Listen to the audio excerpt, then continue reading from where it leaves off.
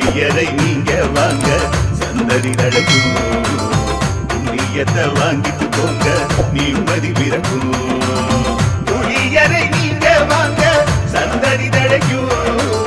புண்ணியத்தை வாங்கிட்டு போங்க நிம்மதி பிறக்கும் வெள்ளை குதிரை ஏறி வரும் கருப்பசாமிதான் வெற்றி மாலை சூடி வரும் கருப்பசாமிதான்